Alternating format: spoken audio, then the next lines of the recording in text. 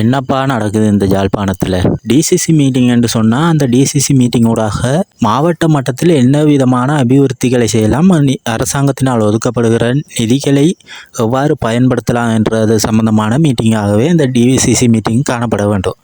ஆனால் இப்போ நம்மளோட யாழ்ப்பாணத்து பாராளுமன்ற உறுப்பினர்களை பார்த்தா அந்த மாவட்டத்திற்கு என்ன செய்கிறன்ற உரையாடல்களை தவிர்த்து தங்களது தனிப்பட்ட பிரச்சனைகளை இந்த டிசிசி மீட்டிங்கில் கதைச்சி சண்டை வழக்குன்ற ஒரு இடமாக மாற்றி கொண்டிருக்கிறாங்க. குறிப்பாக அந்த நேற்றைய தினம் வெள்ளிக்கிழமை நடந்த டிசிசி மீட்டிங்கினூடாக ஒரு எம்பி இன்னொரு எம்பியை பார்த்து குட்டி நாயை போல என்று சொல்வதும், குரங்கு போல இருப்பது என்று சொல்வதும், இன்னொரு எம்பி மனநலம் பாதிக்கப்பட்டவர் என்றும் இவ்வாறு தங்களது கௌரவங்களையும் பிறரது கௌரவங்களையும் இழிவாக பேசி குறித்த டிசிசி மீட்டிங்கில் நோக்கம் என்ன என்பதனையே மறந்து தங்களது தனிப்பட்ட சண்டைகளை பிடிக்கும் ஒரு இடமாகவே இந்த டிசிசி மீட்டிங்கை மாற்றி கொண்டு வருகிறதை பார்க்கலாம்.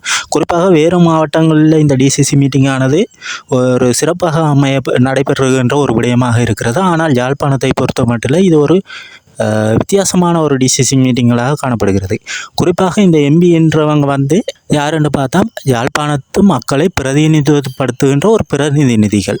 அவங்களோட கொள்கைகள் விஷயங்கள் என்ன என்று பார்த்தால் இந்த யாழ் மாவட்டத்தை எவ்வாறு அபிவிருத்தி செய்வது, உள்நாட்டு உற்பத்திகளை எவ்வாறு பெருப்பிக்குவது, நமது மக்களோட வாழ்வாதாரத்தை கூட்டுவது, இவ்வாறான விடயங்களையும் அந்த மாவட்டத்தின் அபிவிருத்தி சார்ந்த விடயங்களையுமே ஆலோசிக்க வேண்டுன்றதுக்காகவே இந்த டிசிசி மீட்டிங் காணப்படுகிறது. குறிப்பாக இந்த இலங்கை ரீதியில் இலங்கை பொருளாதார வளர்ச்சிக்கு பங்களிப்பு செய்கிற உள்நாட்டு உற்பத்தி என்ற ஜிடிபி லெவலை எடுத்து பார்த்து கொண்டால் வடக்கு மாகாணம் தான் மிகவும் பின்தங்கிய ஒரு ஜிடிபியை கொண்ட மாகாணமாக காணப்படுகிறது.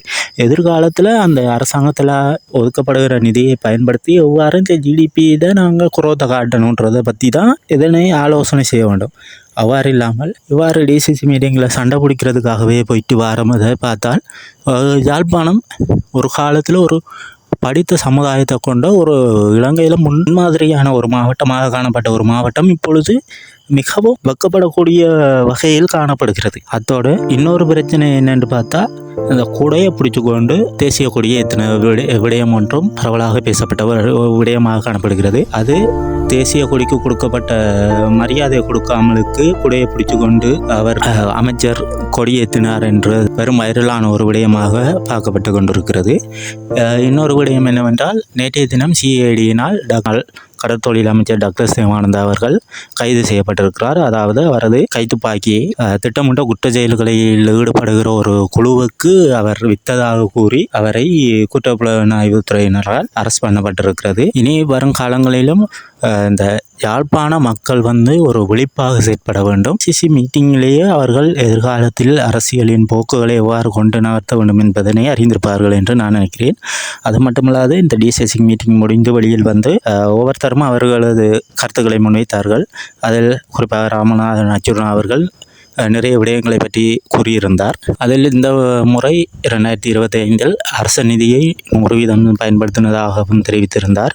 அது மட்டுமல்லாது இந்த ஏனைய சக எம்பிமார்களது பாடுகளையும் அவர்களது செயல்களையும் பற்றி விரிவாக கூறியிருந்தார். இந்த யாழ்ப்பாண டிசிசி மீட்டிங் ஒரு நகைச்சுவையோடு பார்ப்பதா அல்லது கவலையோடு பார்ப்பதா என்ற ஒரு நிலைப்பாட்டுக்கு தள்ளி இருப்பதனை தெரிவித்துக் கொள்கிறோம்.